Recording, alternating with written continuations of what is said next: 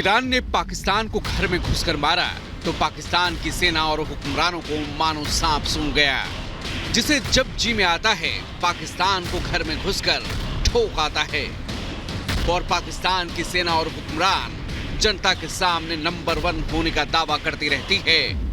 अब मजाक बन चुकी पाकिस्तानी सेना ने ईरान के हमले के बाद जवाबी कार्रवाई की है।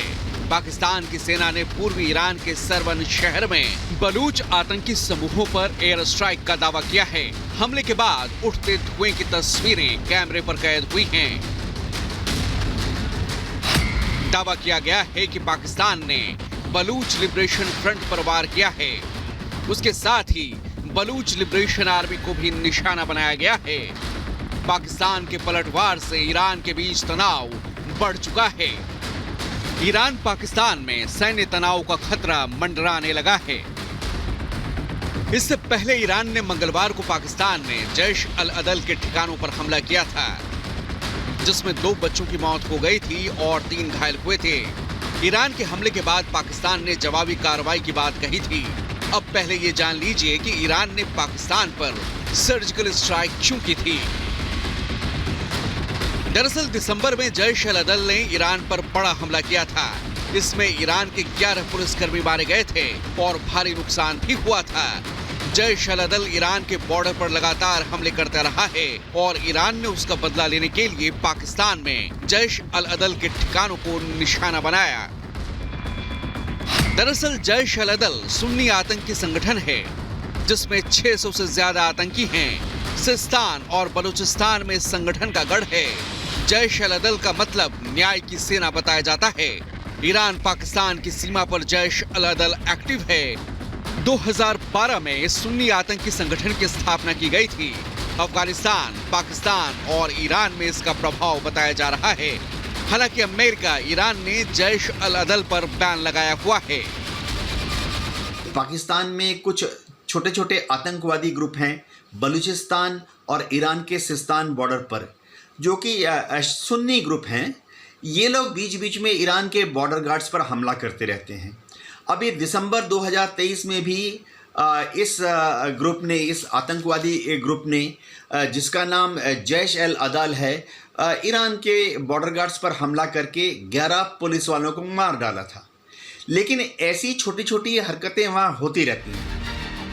पाकिस्तान खुद को दुनिया के सबसे ताकतवर मुल्कों में से एक होने का दम भरता है, लेकिन ईरान की ताजा एयर स्ट्राइक ने पाकिस्तान के उस दावे को फिर से हकीकत का आईना दिखाया है।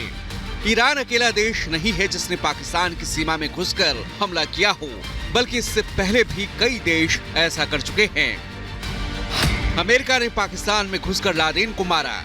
भारत ने बालाकोट में एयर स्ट्राइक की। 2016 में भारत ने सर्जिकल स्ट्राइक को अंजाम दिया था। अब जब पाकिस्तान का दोस्त ईरान पाकिस्तान के एयर स्पेस का उल्लंघन करके बलूचिस्तान में खुल्लम खुल्ला ड्रोन और मिसाइल से अटैक कर सकता है और उधर हिंदुस्तान के लिए वीजा फ्री एंट्री का ऐलान कर सकता है, इधर हिंदुस्तान भी यूएनओ में अमेरिका के खिलाफ जाकर ईरान के सीज फायर प्रस्ताव का समर्थन कर सकता है, तो समझ लीजिए माहौल तैयार है, बन गया है। और दूसरी बात, हिंदुस्तान के पास अब स्टैंड ऑफ कैपेबिलिटी है, यानी कि अपनी जमीन से ही पाकिस्तान के किसी भी टारगेट पर पिन पॉइंटेड अटैक किया जा सकता है। यानी ओसामा बिन लादेन की तरह अब दाऊद इब्राहिम और हाफिज सईद का नंबर भी नजदीक ही है। पाकिस्तान ने ईरान की कार्रवाई को आपसी विश्वास को कमजोर करने वाला और संप्रभुता पर हमला करार दिया था। अब पाकिस्तान के पलटवार से क्षेत्र में ईरान और पाकिस्तान के बीच तनाव चरम पर पहुंच गया है। पाकिस्तान ने अपने राजदूत को तेहरान से वापस बुला लिया है, तो वहीं ईरान के एम्बेसडर को देश छोड़ने का फरमान जारी कर दिया है। रूस यूक्रेन जंग, इजराइल हमास जंग के बीच आतंकिस्तान अलग थलग पड़ चुका है। उसके पड़ोसी न सिर्फ उसे आंखें तरोड़ रहे हैं, बल्कि घर में घुसकर बिना बताए प्रहार भी कर रहे हैं। पाकिस्तानी जनता तभी तो सोशल मीडिया पर अपनी हुकूमत के खिलाफ नंबर 1 लिखकर तंज कर रही है। वहीं अमेरिका भी आतंक के खिलाफ एयर स्ट्राइक के अभियान में हूती आतंकियों को लगातार निशाना बना रहा है। Bureau report, Republic Bharat.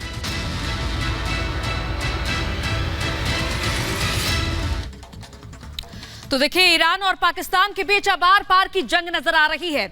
अब आखिर हुआ क्या था, क्योंकि ईरान की तरफ से मंगलवार को एयर स्ट्राइक की गई थी बलूचिस्तान में, जहां पर जैश अल अदल का ठिकाना है, ये आतंकी संगठन है। और पाकिस्तान में ये देखिए, ईरान की आर्मी ने मंगलवार को स्ट्राइक की थी। इसके बाद स्ट्राइक में पाकिस्तान की ओर से दावा किया जाता है कि इसमें 2 बच्चों की मौत हुई है। निशाने पर आतंकी संगठन ने ईरान के जैश अल अदल, जिसका नाम हम आपको बता रहे हैं, मिसाइल ड्रोन से सटीक हमला किया गया था ईरान की तरफ से इस एयर स्ट्राइक के जरिए। तो ईरान का दावा किया गया था कि ये एयर स्ट्राइक जवाबी कार्रवाई है। 11 पुलिसकर्मियों की हत्या का ईरान की तरफ से ये बदला लिया गया है इस एयर स्ट्राइक के जरिए।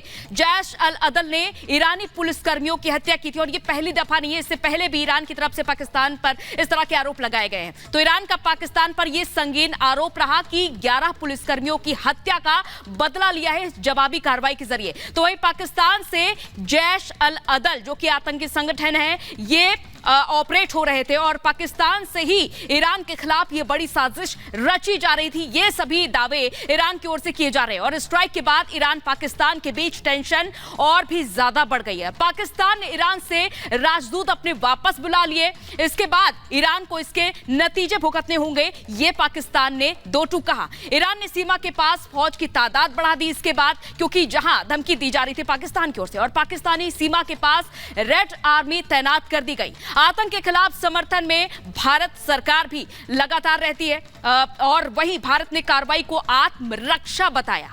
साथ ही साथ अब आपको आगे बताते हैं, क्योंकि लगातार जो ये तनाव बढ़ा है, इस बीच अब ये पाकिस्तानी मीडिया की ओर से दावा किया जा रहा है कि ईरान पर भी अटैक किया गया है। और अगली बड़ी खबर क्या है, इसके लिए चलते हैं मोनिका के पास। बिल्कुल अंजलि, जिस तरीके से आप बता रही है कि पाकिस्तानी मीडिया की तरफ से बड़ा दावा किया जा रहा है, बड़ा दावा ये किया जा रहा है कि पाकिस्तान ने ईरान पर अटैक किया है और वो भी ईरानी सीमा के अंदर घुसकर अटैक किया है। ये पाकिस्तान की तरफ से जवाब दिया गया है और दावा किया जा रहा है, क्योंकि ईरान पहले हमला करता है जिसका पलटवार पाकिस्तान की तरफ से किया गया है और दावा करते हुए कहा गया है कि ईरान की सीमा के अंदर एयर स्ट्राइक की गई है।